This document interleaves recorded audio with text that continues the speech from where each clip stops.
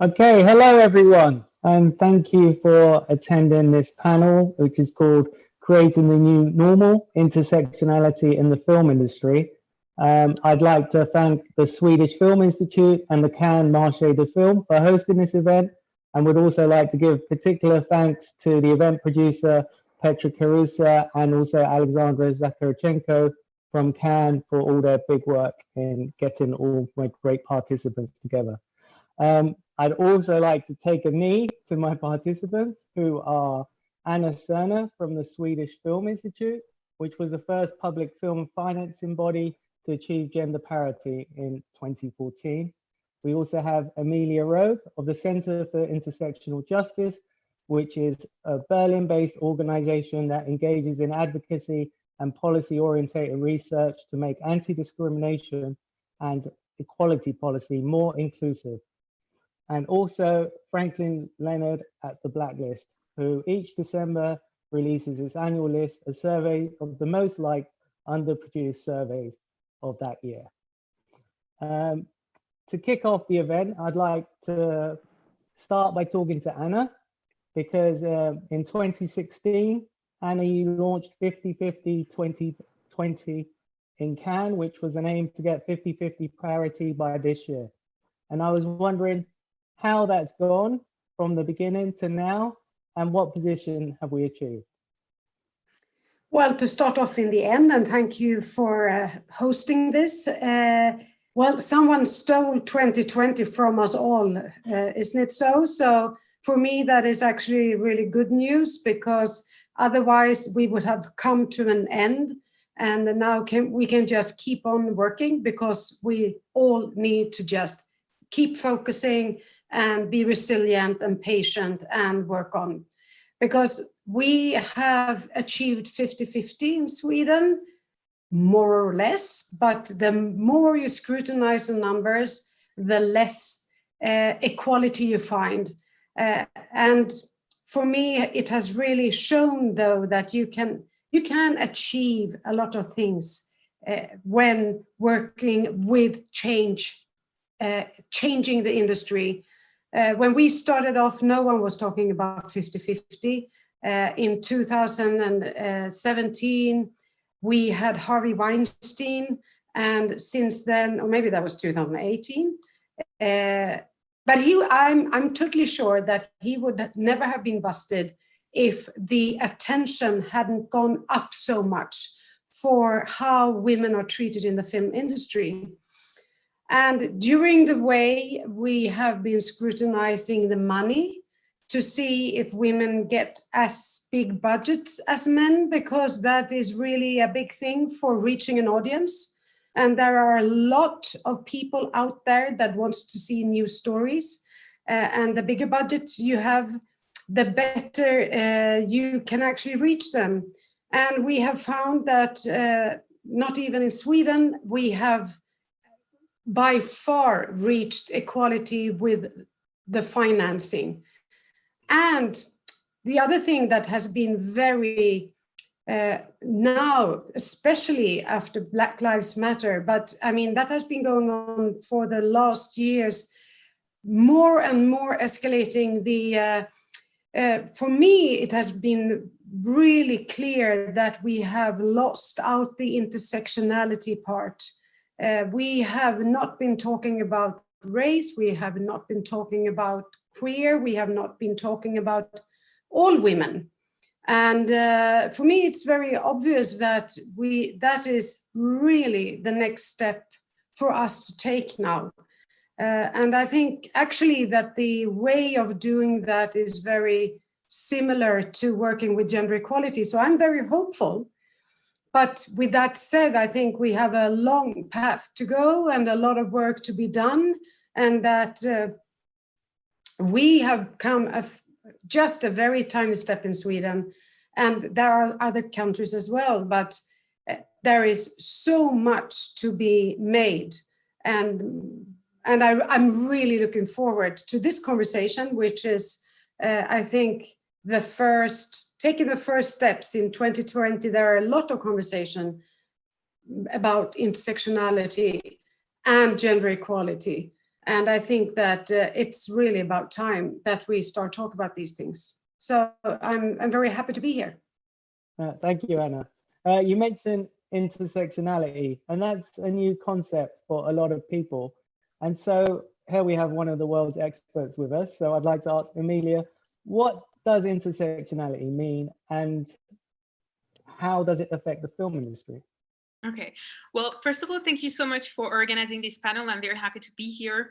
And I'm going to give a very simple definition of intersectionality. Intersectionality is about fighting discrimination within discrimination, tackling inequalities within inequalities, and making marginalized groups and minorities visible within larger subgroups. So what it means basically for the film industry is that if we have 50-50, until 2020, we need to make sure that within the category women, all types of women are visible, and not just the main category that we associate implicitly with women. When we say 50-50, when we say gender equality, we think of white middle-class women, straight women, and that's, I think that's really important, because also there's a whole discourse attached to, or a whole language attached to white women in the global north. For example, when we talk about gender equality in the global south, we don't say gender equality, we say women's rights, or we say violence against women and girls, which is also problematic to, you know, couple women and girls in the same category, which of course infantilizes women and doesn't allow for adequate responses. But just to go back to the film industry, so this is why intersectionality helps us diversify categories, and it helps us question not only negative stereotypes that we have against people, against minorities mainly, and against marginalized people, but also question the invisible norm. And the invisible norm is what the film industry has been replicating, and what the film industry has been also creating implicitly as superior.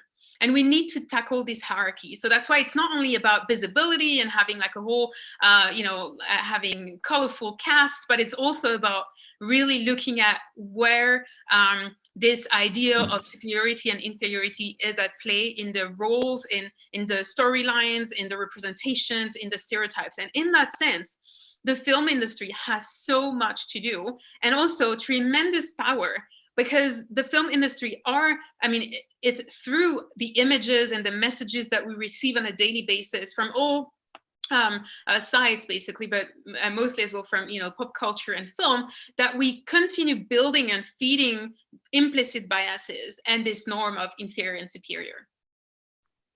That's a really great point. And we'll come back to the power dynamic and how we can possibly change that in a little bit, but I'd just like our third guest, Franklin, to talk a bit about a great new project that you've just recently announced, which is the Blacklist Latinx deal with Hulu. Can you explain a bit what that is and how you're working with different organizations to amplify new voices?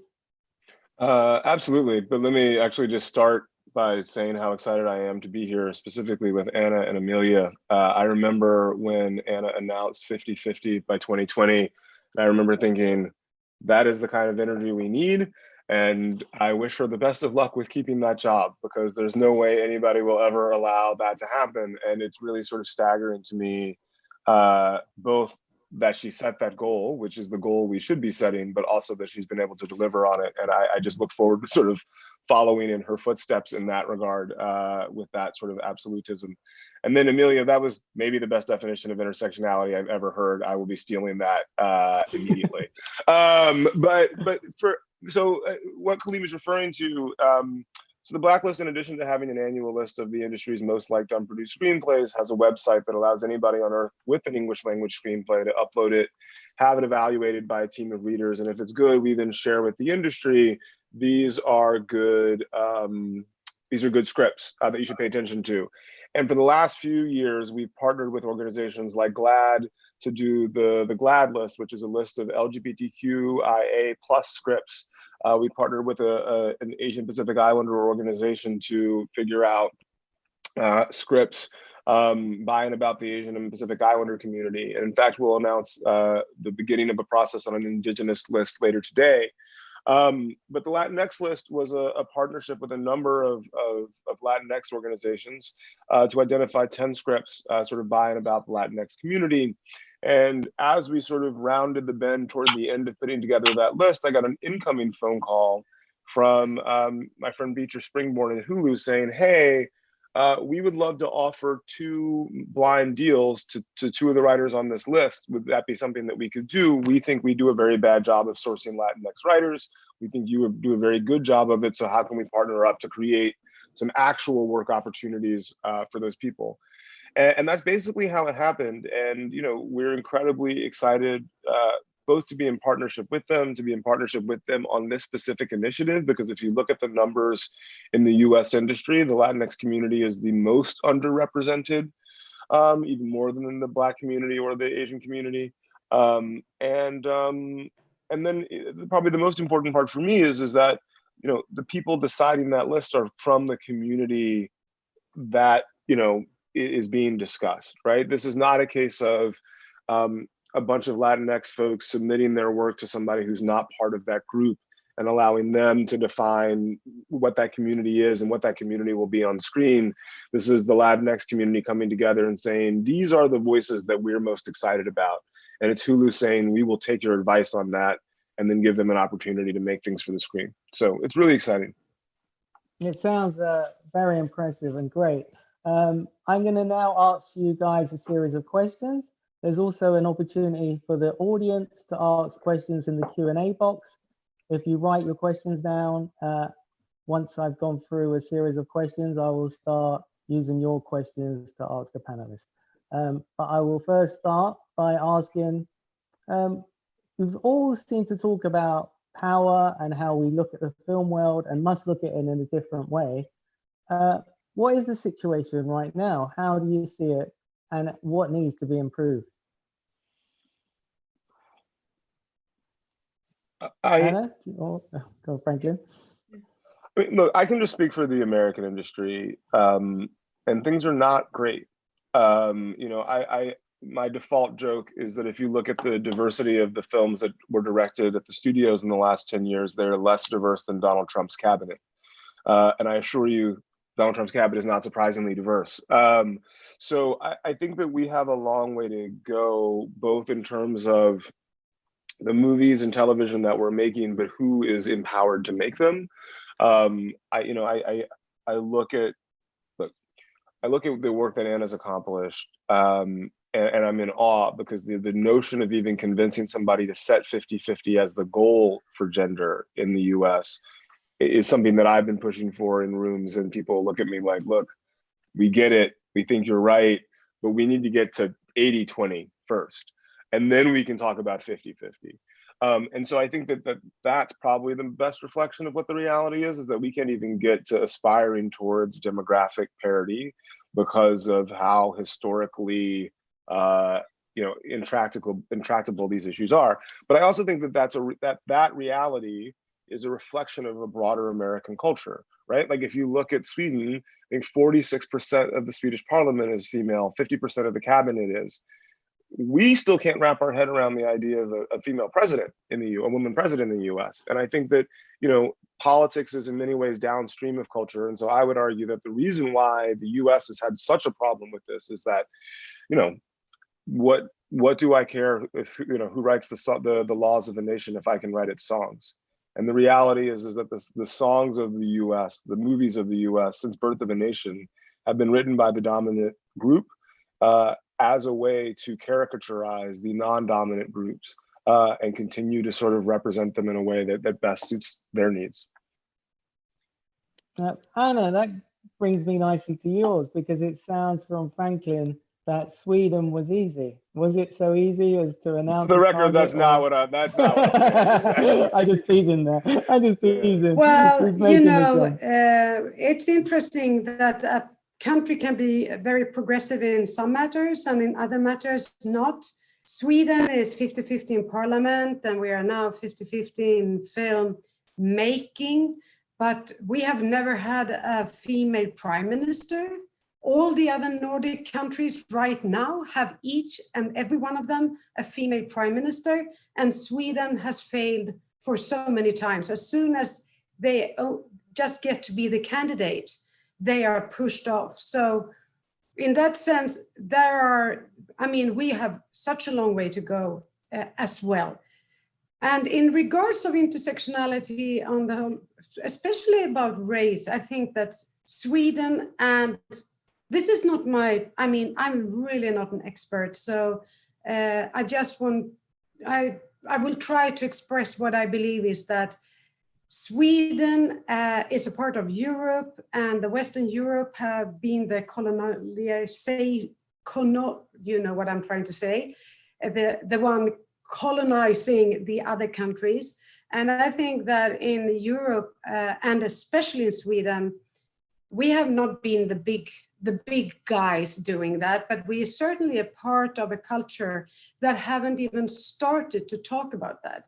We haven't even started to, Black Lives Matter in the States is a history being told that we are on our first page. So I think that is really important, that every country has to look at their own now situation and understand what we need to know more about, because I think that is the most important thing, to raise the awareness of our unconscious biased choices and thinkings, and we need to start lifting them up on the table and talk about them together.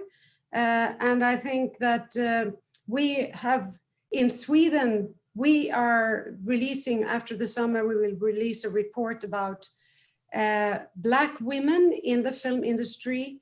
And as I don't know, I don't know that is not my, I don't want to be the one to tell how it is in any matter.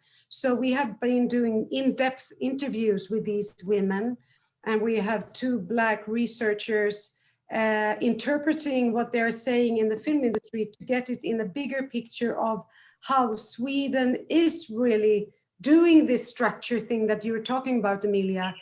Who is in part and who is the minors. And I hope that this report will be the start off of a conversation where we need all to contribute by understanding our part of it. And I think that in Sweden, we have a long way to go. Emilia, this raises some important questions, and one of them has been raised by Sienna Beckman, which is how are statistics about inclusion, diversity, gender, equality recorded and analyzed? How do you do that? Is it also a social class issue? How do you go about analyzing and reporting the data? And what's useful tools for us? Okay, so before I go on this very specific question, I think we need to also speak about the wider European context, and I will speak for the continental European context, namely France and Germany, where there's also this discourse of speaking about race as something that comes from the US and that it isn't really salient in our countries, where you can actually see that the birth of scientific racism and colonialism is Europe, where race is very much an issue, and so where we also need to talk about race here. And also, I just want to raise something about the Swedish context. I think there's no single country in Europe that is immune to racism as a system. And as you rightly said, Anna, the Sami minority, which is an ethnic minority, was also created as racial others, so there is definitely a history of racism in Sweden as well, and also with racial minorities that are in the country. And so I think the fact that Scandinavian countries are cited as the examples of gender equality everywhere on earth overshadows some other areas where they need to do a lot of progress on equality. And when it comes to gender equality, there's also something quite important to mention, is that the system of patriarchy, which creates this upholds also this hierarchy between men and women, and which rests as well on the gender binary, is very well and alive in Sweden, in Finland, in Denmark, and in Norway too. So I think it's really also important to say that what needs to be tackled are the systems which uphold the hierarchy instead of having just 50-50 visibility or 50-50 representation. Of course, it's much, much better than not having it, granted, but we need to go a step further and also question what are the policies that are put in place. You know, are they still really breaking this gender? Are they breaking this gender binary? Are they really asking for a redefinition of heteronormativity? I think they are doing that to some extent, but really not enough. So it means that the system and the laws continue to rest on a very heteronormative binary model. So this was like a first point. And then second, I think when it comes to power, because I think it's really important to mention that, you know, it's just like when we have in the film industry, people who belong to the invisible norm, their lens or the way they see the world will automatically, systematically replicate hierarchies and replicate discrimination and stereotypes, even if they don't realize it, and even if they have like a good intent of not doing so. And I think there's something that can be said about diversity in film is that sometimes we just want to have quotas and people appearing on screen that are non-white, but what we will see is that most of the time these people fill in or are replicating and perpetuating stereotypes. And these are the stereotypes that need to be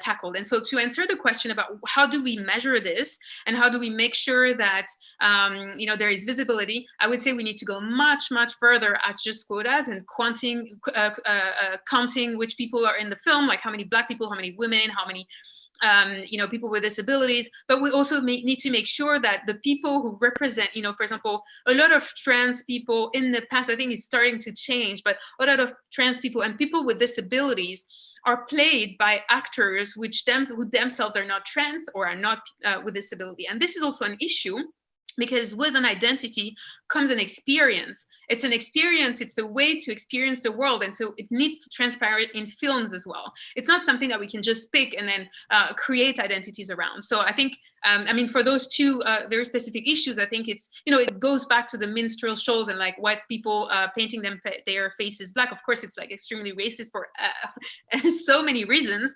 But also one of them is to dislocate or to separate the experience, the social experience from the physical attributes.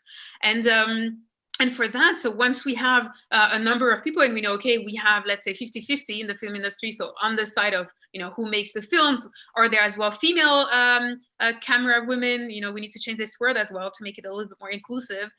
And, you know, do we have perspectives, like are films written from all perspectives and not just roles, you know, put onto people just to tick boxes? And in order to do that, there needs to be an analysis, an in-depth analysis of the roles and how they're written. And people need to understand what stereotypes are, what narratives have been harmful. And I could give a few examples if it's wished, or if people in the audience wish to know what I'm talking about. And I can definitely do that. But these are the narratives that we need to deconstruct. And in order to deconstruct the narratives, we need to first know them. We need to know what stories have been detrimental to Black people, to Black women, to people with disabilities, to trans people, to poor people as well, because there's a lot of classism in the film industry of, you know, representing poor classes as, unable to make good choices in their lives, of being unhealthy, of being, just sloppy, basically, as a whole class of people. So I think it's that's why we need this in-depth analysis, and data alone is definitely not enough to measure progress and to actually see what the issue is right now. Franklin, you read a lot of scripts, and you must have seen a lot of these stereotypes, from, you know, the white savior to gangsters and rappers. How do you see the Hollywood system that you operate with? How can you see them analyze these scripts and to change? Because as Amelia says, it's not just a matter of putting the same type of people, maybe of a different color, who are going to tell the same stories. How do you bring about telling different stories? No, I think it's a good question, and I think the answer to that is somewhat still outstanding. I mean, you all may have noticed me just sort of nodding along to Amelia's answer, because I could not agree more with literally everything she said. Two of the stats off the top of my head that sort of go further to her point. In the United States, the Federal Bureau of Investigation says that roughly 30% of gang members are Black Americans.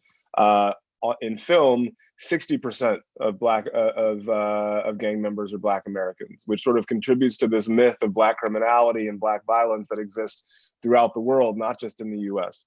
And so when a police officer kneels on George Floyd's neck and murders him by suffocation, he's thinking of George Floyd as a criminal, not because George Floyd is a criminal, but because of all of the images that he's seen of people that look like George Floyd on his television. You know, when there are people in Idaho, in the middle of the United States, chanting "Build the Wall," it's not because they know of a Mexican person who is a criminal. It's because 50% of the Latinx immigrants they've seen on their television are shown engaged in some sort of criminal activity.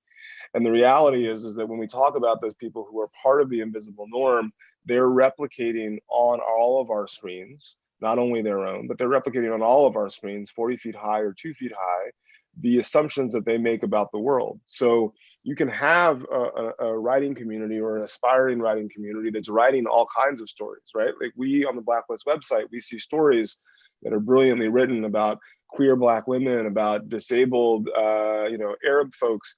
But when it comes to the decision about who to identify, who to sign, who to put money behind by optioning the script, who to give money to make a feature film, how much money to give that person to make the feature film, how much money to give them to market it, how much money to give them to market outside the US.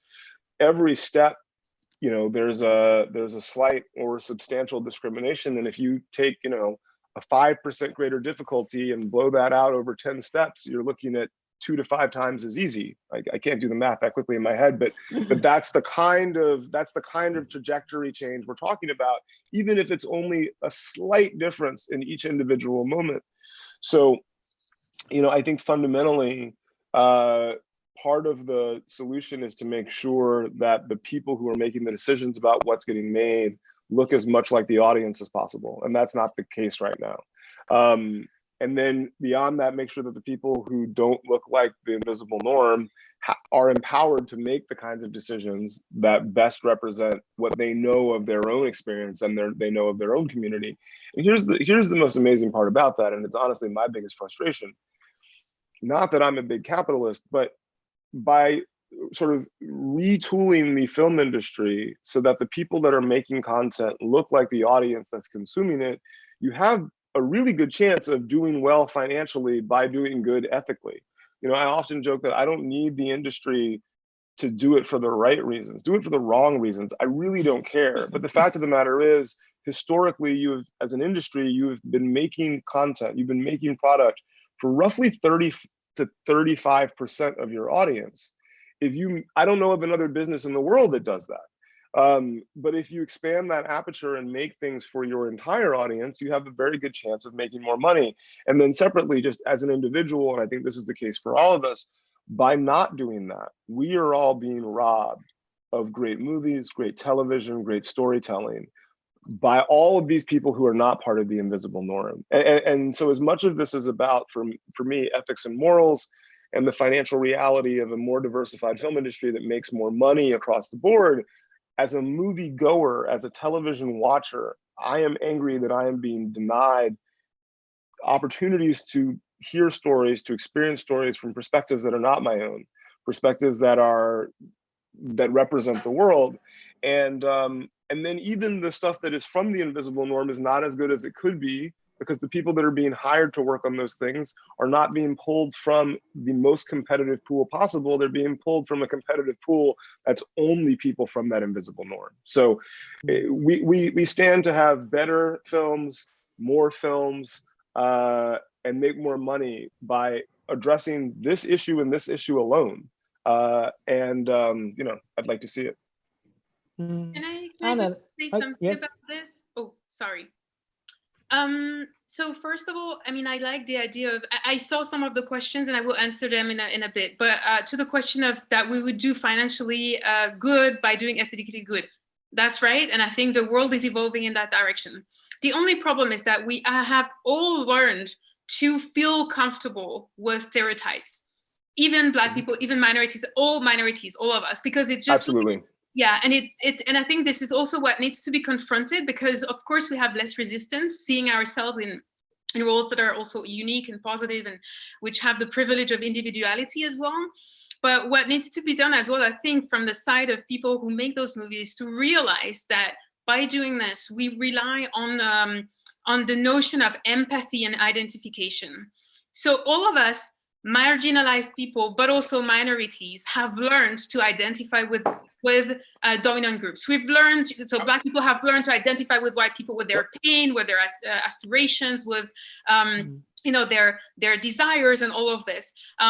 Women have learned to identify with men and everything that they live through the world. And so basically this is, and of course all other people, so straight people, LGBTQI people have learned to identify with straight and cis people, and that's the same with people with disabilities. And so what we need to do, we need to encourage a shift and enable people from dominant groups to also be able to look at the world from another perspective, and it's good for them too. I mean, it just expands as well our consciousness and our you know, the capability that we have to connect with other people. And for this to happen, there needs to be a risk taken, knowing that I am absolutely certain that it would talk to more people, of course, because breaking this norm is also breaking the norm of superiority, which is a burden on everyone, even the people who are currently constructed as superior. And so now, just to answer the question about what stereotypes, I'm going to give just a few examples of, you know, talking to some stereotypes that are very prevalent. So I'm going to speak about the stereotype about people with disabilities, that they are always represented as people who are depressed by their condition. You know, they can't possibly be happy. And so many times they represent a role of people who would do anything to be anything but disabled. This is a negative stereotype that is not based on reality. And in this sense, I'd like to quote two shows, Sex Education and The L World, Generation Q, which have managed to go against this representation and having a really positive representation of people with disabilities who actually have disabilities in real life too. Another example, I mean, of course, you know, Black male as dangerous is definitely something, is a trope that can be found like everywhere on earth in all types of movies, but also an example that struck me when I was watching Killing Eve, seeing a pregnant woman working. So she was a Black woman pregnant and working as a detective and doing like quite of a dangerous job. And it was like, oh, okay, yeah, she's being represented in this film, in this role, and that's normal. It's not even a question. And that's also the representation of women who can either be a working woman with a good career and like an exciting career, or they can have children. So this is another example. And of course, when it comes to LGBTQI people, another representation is that they are prone to manipulation and also mental health issues, which might be true, but generally we see that this idea of, you know, the man-hating lesbian, for example, is really, really prevalent as well in movies representing lesbians when they do. Yes, so I will stop there. Thanks. I want to go to Anna now, because obviously someone's asked, to be for peace, what are the first steps to intersectionality? You obviously made this great big call of saying 50-50, you set a very big target and a goal, and now you're looking deeper. Do you think the first step for you was to create one target and then to move on a bigger target? How does it work in reality? Well, I think that you never, I mean, it's about risk taking, exactly like Emilia said. It's always a risk to leave the patterns that we have seen all the time. And when I started off doing the 50-50, I tried to talk about quality, and I said that we all need films that are good. And how can you ever imagine to find the best and most talented people to do films if you exclude half of the population? And I said that let's get them to do films, because most films are actually made by men and most film flops. And they're made by white men and they flop because it's really hard to make films. So let's just believe in everyone's capability of telling a story. And we started to find the female directors and screenwriters to do films in Sweden. And one of the ways of measuring is really to see how a film travels in the world.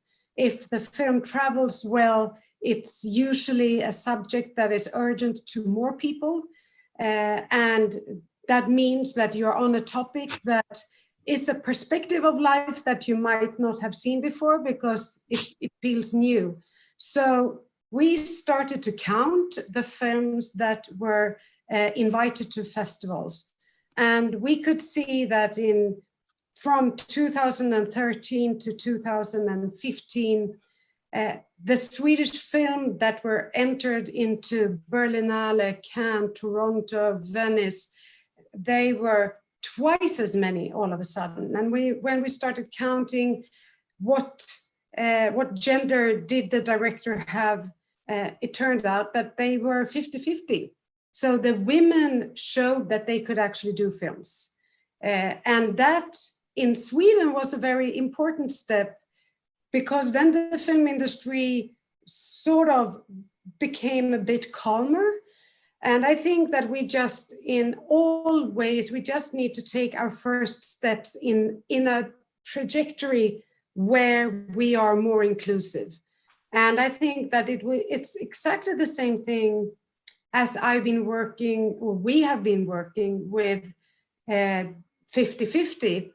We just said, because I'm sick of, I had positions before where I didn't have any power. So we were talking about power before. And of course, it's really important that people in power start the change. And they have to start off with having a target, some kind of target. Is it higher quality, or reaching a bigger audience, or having a cast that is more diverse? You start off with targets that you can actually reach, and then you expand the targets. So what we said, I said that I have to stop to talk and start to act. And any action is better than no actions. So let's just do things, try, and we can change if it doesn't show successful. So we made an action plan. We believe that to get a higher equality in film, and I think this goes for intersectionality as well, but please help me if I'm on my way out here. But it's really knowledge. We need so much more knowledge with the people in power, but also for us contributing if we don't have power. So, and we need to, for me, it's really important to count. It can be really hard to count, but counting in numbers is so revealing of the status quo, how things are. And I have noticed that as soon as we make a report with some numbers, everyone wakes up and they understand what we have been talking about. If we say that the salaries are not equal, they say, okay, yeah, the salaries are not equal. But if we make a graphic and show salaries are 70-30, everyone are like, whoa, that is such a big difference. So I think that you really need to make knowledge accessible. And I think one way are numbers, other ways are educations. Third ways are making role models. And really helping people to get their voices out. And I think that really goes for anyone in charge. So everyone in a decision-making position could really make decisions beforehand and say, so how do I want to do things? Even though we are all beginners in different ways, we need to understand that. And I usually take the example of, if you're in an office space and you want to move office space, you take a consultant, it's an architect or it's someone coming to your office, and they make interviews and they see how you move and walk and send mail or whatever they do. And then they make an analysis and see, okay, you need this kind of office space, and then they go around looking for those office spaces, and then they take you there and say, here, you can make a progress, you can meet more often, and we put the coffee machine here, and you have meetings by the coffee machine, and wow, suddenly you're much more successful. It's really, everyone are doing this all the time, except for equality matters. So I always say that to people that say, well, how shall I do it? And, you know, we've been trying, so just ask someone who knows more than you. There are so many people. Here we have Emilia, we have Franklin. Call them up, pay them for helping you if they are consultants or want to be consultants, or go to someone else and just make a plan. And I think that it's not the difference between 50-50 or intersectionality or class or urban. In Sweden, we have a big, and I know you have that in the US as well, the demographic system where you really divide people. If you want to change that, you need to start doing it by understanding what your problem is right now, and you probably need someone to help you make that analysis. And then you put up a target, do a strategy, put some money into it, and start working and take step by step. We will not change everything. Unfortunately, structures like this is really, really hard to change, but it's possible. And I think, again, I think that the 50-50 has shown that there can be made quite a big progress. Globally, they are talking about 50-50 in the film industry now, and there are progress made in a lot of countries. And of course, we can do that in other matters as well. And I think it's, but you need to decide. You need to really want to do that. And you need, if you're a power person, you need to be able to answer some questions and think about what you want to do. But for me, it's very important to take help. I need help. I take help. Yeah. Franklin, I'm interested in your opinion on that, and also what it means to, with intersectionality, it makes it easier from my perspective to have allies. We're not all so divided into our little niche group, but all of a sudden we're accepting other groups. And as Anna Cerner said earlier, she sees a lot of the solutions possibly being similar solutions to different niche groups. How did you find it with Latinx and with other projects that you're involved in? Yeah, I mean, I think Anna's point about approaching solving this problem like any other business problem is dead on. And that's why I've been so frustrated, frankly, by the response to the Black Lives Matter moment in the US. You know, everybody sort of rushes to put out a Black Lives Matter solidarity statement on Instagram, but the actual work of standing in solidarity with Black Lives Matter is just the work. And if you want to do it, you do it. Just like if you want to figure out a new distribution strategy for your product, you hire some consultants, you hire people who know better than you, they make a plan and you implement the plan. And so if diversity was important to the people who were running these things, they would solve the problem just like they did figuring out you know, the streaming service. I mean, if you look at each of the individual sort of US-based media conglomerates, in the last 10 years, they've all managed to figure out a transition to streaming. That required a radical reconception of their entire business model. And they figured it out, they implemented it, and now there is HBO Max and Peacock and all of these other streaming services.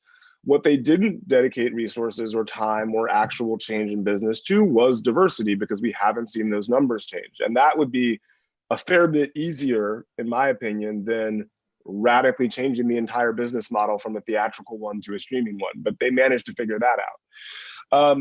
But look, I think that fundamentally, this is the work going forward. And if you want to do the work going forward, you have to be engaged in doing the work. It can't just be the talk, as Anna said. It can't just be sort of the theorizing. We know what we need to do to make these changes. And the people that can make these changes have to make these changes.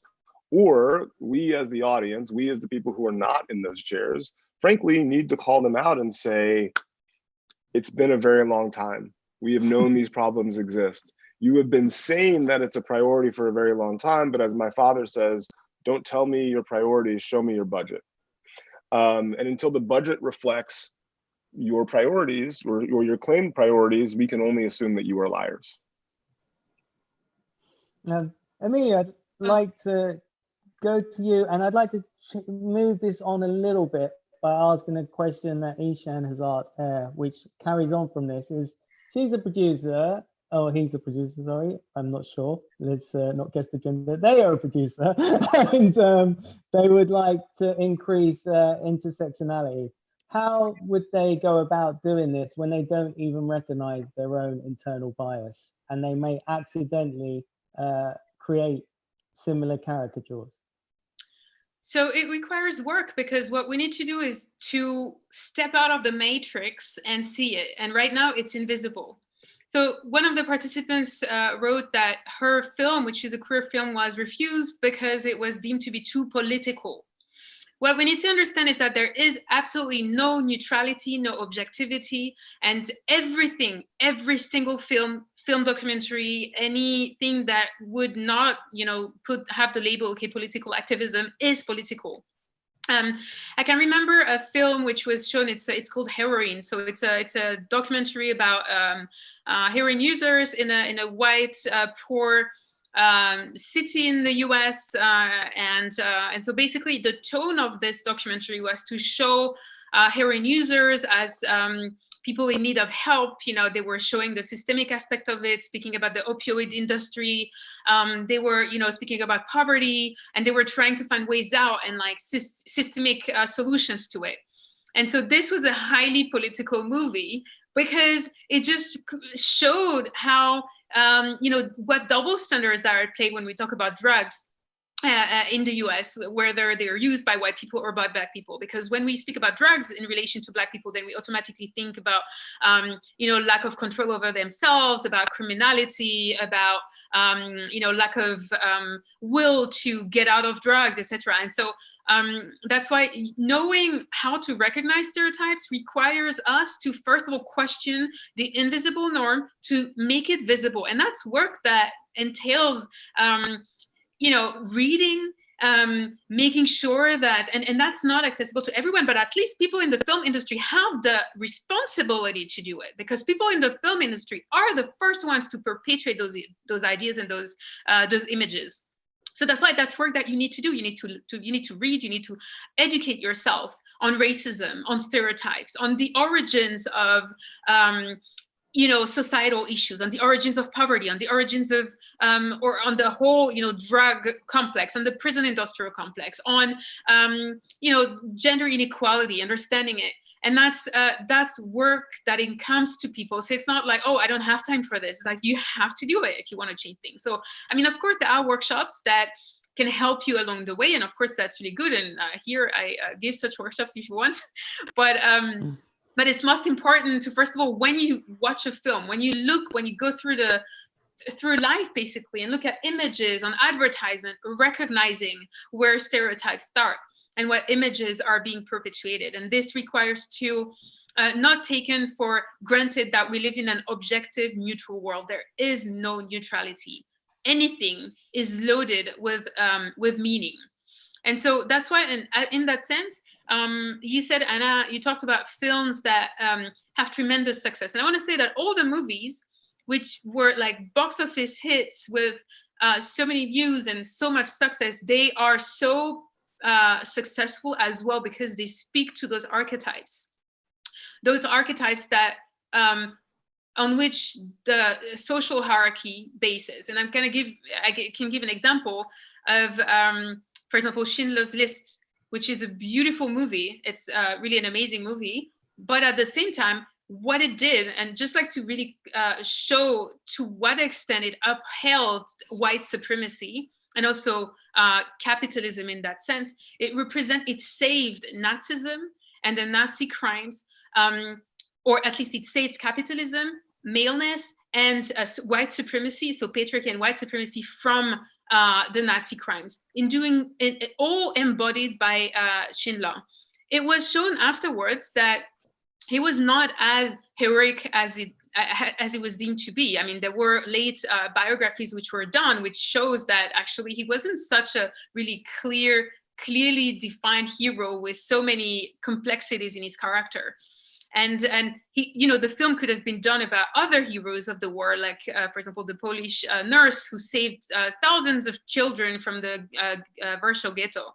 But in this sense, because he used as well his fabric in order to save Jews, you know, it kind of saved capitalism, and it also saved white supremacy as showing, okay, never mind, even if the Nazi crimes happened, it's terrible and it's horrible, but whiteness is safe because we still have a rich white man will save you from the Nazis, basically. Yeah, exactly. And that's, you know, that's the type of things that we need to look at.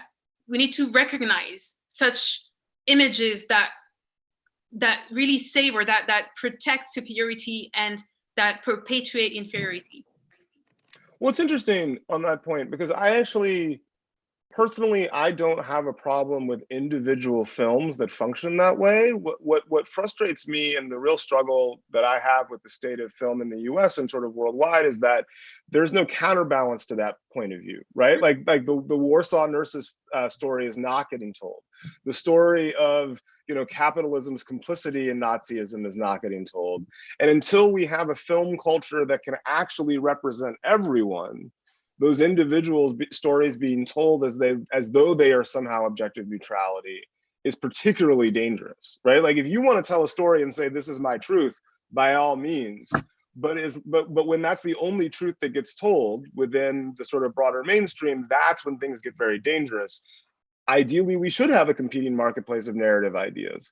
But when 80% of those narratives are getting shut out of the conversation entirely, we end up with a very dangerous narrative film culture. Again, I think on some level we're all just agreeing, which is weird. Anna, I think, no, but I think this is really what intersectionality is all about.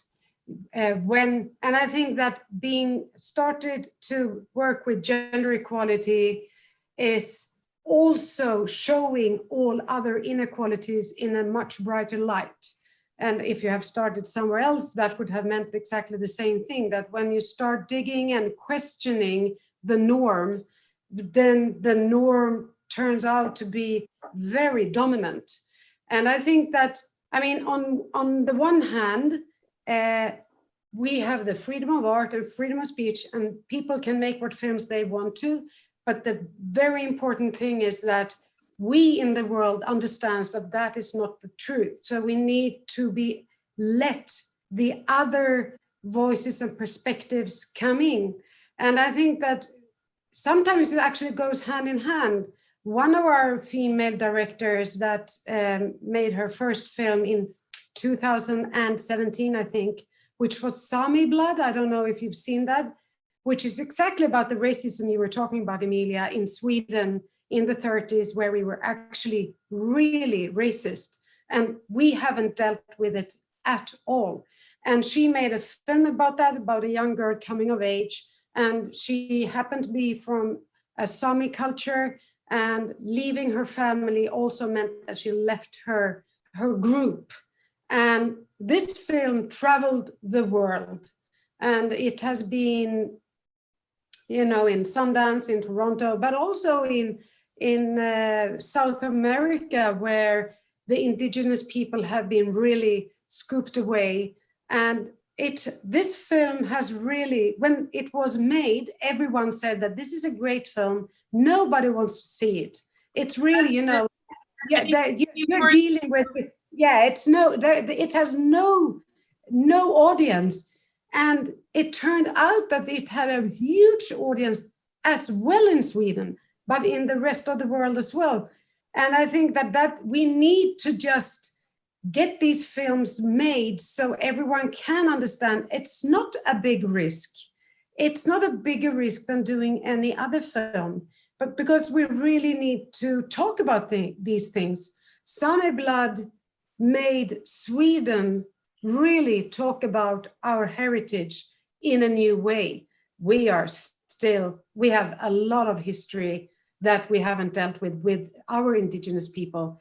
But this film really made what had been going on for decades, the film made in 1 month when it was released, because suddenly there were other voices and debating and going to the legislator and asking, why do you do this?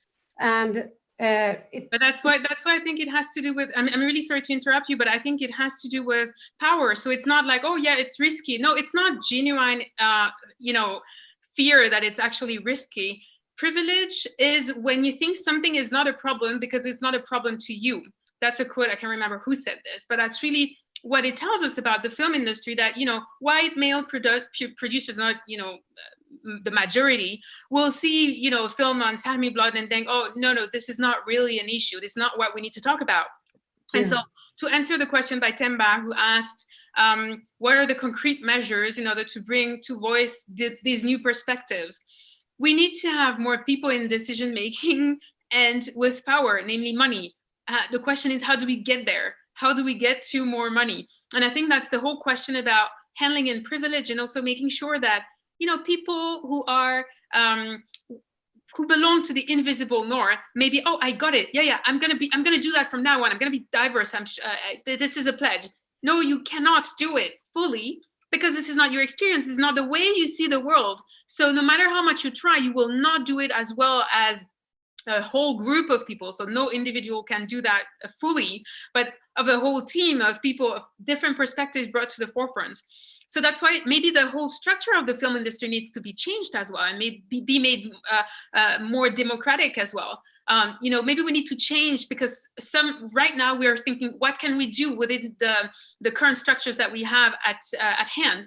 But intersectionality is also about disrupting and about creating anew. So I'm not in this industry, so I can't really tell you what needs to be done and how it would be made more efficient. But maybe there needs to be a way to allocate resources in a more transparent, in a more democratic, in a more democratic way, and to be sure that the views of the population is also reflected. And so to the people who say, oh, it's too risky a film, how can I convince, there was one of the questions, which was, how can I convince financiers to do this film? Simply say, look, the new generation, go have a look on Instagram. Go have a look at, influencers and young people and what they expect, what they want, because so far we're not looking at that. And that's, films who are taking risks and are not falling in the trap of, feeding into stereotypes. They managed to talk to an audience which was until then invisible. So it goes to what you were saying, Franklin, about being, at the same time ethically right and also financially viable. Look, I get a lot. Franklin, because of time, we're right already is almost up, and I'd just like to quickly ask you all, just for one thing going forward, if our audience could take one thing away for tomorrow or the next weeks, what they should take from this, how they can possibly change, what would you say it was? I'll go first. The first is that the conventional wisdom that we have all been told about what works and what doesn't from the filmmaking sort of profit perspective is all convention and no wisdom. I get phone calls a lot from people that are very senior in the business who are asking for my advice, usually about race, but about intersectionality generally. And what I tell them is you really have two choices. You can either figure it out, or you should continue to make as many bad decisions that are as sexist, as racist, as ableist, as anti-queer as humanly possible, so that your bosses fire you and you can be replaced by someone who does get it before you run your company into the ground.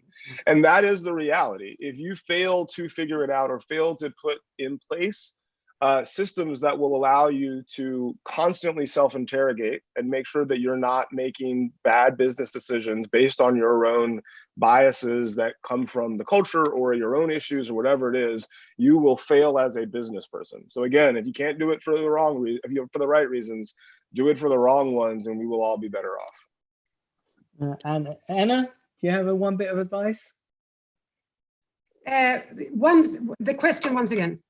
If you have one bit of advice for people to take from this that they can do to improve intersectionality in their film? Well, I think that the people with power needs to put up a target to just make clear where do I want my production company, my public funding institution, where do I want us to be, and start moving there. And I think that the ones without power needs to ask us the questions over and over again. What is your target and how do you get there? And I think that these questions are really important because I think the awareness of the inequality is so much bigger now than just 5 years ago, actually. And I think that if you're on the decision makers all the time and ask them, why don't you do anything? And that goes as well for the very commercial ones, because there are no excuses for not doing anything and they know it. So if you ask them questions, they might actually start doing things. Great. And Amelia, quickly, we're running out of time. Yeah, I would say let go of your view of the world as you've seen it so far. You don't need to hold on to that. Nobody asked you to. Then the second thing would be to let go of your privilege. And this is also, it can be liberating also for people who belong to the invisible norm. Oppression is good for no one. I'd just like to say right now, thank you, Anna. Thank you, Amelia. Thank you, Franklin. This has been so amazing. I wish we could have had all day. I believe that this will be available on the YouTube site for people to watch afterwards.